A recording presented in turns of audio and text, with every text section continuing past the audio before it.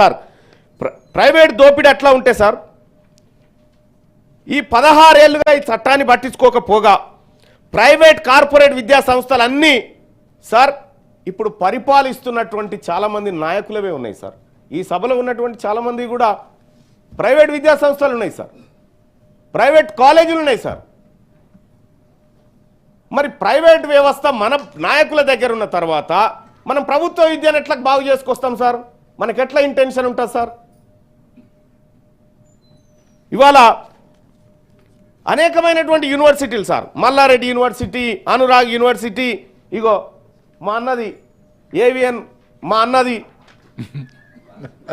ఇగో మీ అన్నది యూనివర్సిటీ ఉందా, ఇగో డిపిఎస్, ఇగో డిపిఎస్, ఆ తర్వాత మా రవీంద్రరావు అన్నది గౌతమ్ జూనియర్ కాలేజ్. ఇవన్నీ మనమే మన నాయకులే ఇటువంటివి ఉన్న తర్వాత సార్ గవర్నమెంట్ విద్యను బాగు చేస్తామని మనం చెప్తే జనం నోరుతో నవ్వుతారు సార్.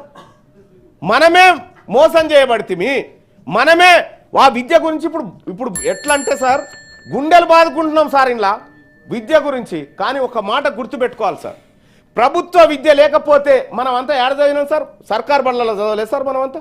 మరి సర్కార్ బళ్ళల్లో చదివి ఈ స్థాయి వరకు మనకు వచ్చినాం సార్, మనకే ఆటంకం రాలే. కానీ మన పిల్లలు మాత్రం ప్రైవేట్లో చదివితే మాత్రం బాగుపడతారు, లేకపోతే చెడిపోతారు అనేటువంటి పరిస్థితి ఎందుకు క్రియేట్ అయింది సార్?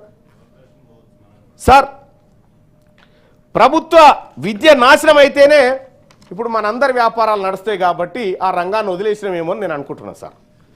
సార్ మా అన్నలు బాధపడితే పడని, మరి ఏం చేస్తాం? పేదవాళ్ళ గురించి వాళ్ళు కూడా ఆవేదన వ్యక్తం చేస్తున్నారు. వాళ్ళకి అవకాశం లేకపోతే వాళ్ళు ఎందుకు పెడుతుండే?